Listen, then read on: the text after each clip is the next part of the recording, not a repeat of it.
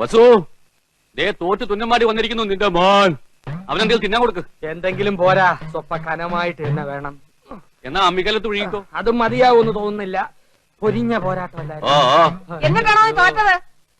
അവസാന ശ്വാസം വരെ പോരാടി തോക്കുന്ന ജയിച്ചേന് തുല്യമാണ് അമ്മേ. അരശിമുട്ട് കുടുംബ തൈപ്പറമ്പുകാരോടാണ് തോറ്റത്. ഞാൻ വിക്ടറിക്കാരോട് മത്സരിച്ച ധീരമായിട്ട് തോറ്റത്, അല്ലാതെ തൈപ്പറമ്പുകാരോടല്ല. ആഹാ, വിക്ടറിയുടെ ക്യാപ്റ്റൻ അശോകൻ എവിടത്തെയാണെന്നോ എന്റെ വിചാരം. എന്റെ ഭഗവാനെ, എന്റെ അനിയത്ത് സുമതിയുടെ മുഖത്ത് ഞാൻ ഇനി എങ്ങനെ നോക്കും? സുമതി കുഞ്ഞമ്മ ഗോഷ്ടി കാണിച്ചോണ്ടിരിക്കാണോ നോക്കാണ്ടിരിക്കാൻ? അമ്മ ധൈര്യമായിട്ട് നോക്കുന്നേ. നീ പോടാ അവിടുന്ന്. ചെസ് മത്സരത്തിൽ ഞാൻ അവനെ തറ പറ്റിക്കും. തലപ്പന്തുകളിലും ചീട്ടുകളിലും തോറ്റപ്പോഴും നീ ഇത് തന്നെ പറഞ്ഞത്. അത് പിന്നെ ഞാൻ ഒരുത്തം മാത്രം വിചാരിച്ചാ മതിയോ? കൂടെയുള്ള കോന്തന്മാരും കൂടെ വിചാരിക്കണ്ടേ? ചെസ്സിനാവുമ്പോ എന്റെ മണ്ട മാത്രം മതിയല്ലോ. എടാ മരമണ്ട, അതിലും നീ തോറ്റേച്ച് വന്നാലുണ്ടല്ലോ നിനക്ക് ഞാൻ പച്ച വെള്ളം തരത്തില്ല. പച്ചവെള്ളം ഫ്രീ ആയിട്ട് ഹോട്ടലിൽ നിന്ന് കിട്ടും. അമ്മ വിശന്നിട്ട് കുടൽ തിത്തൈ പാടുന്നു. അമ്മ വല്ലതും തിന്നെ എടുത്തു വയ്ക്കും. എടാ നാളെ പോയി കുളിച്ചേച്ച് വരാൻ. അമ്മയുടെ പിണ്ണതയിലെവിടെ ഇരിക്കുന്നേ? അമ്മയുടെ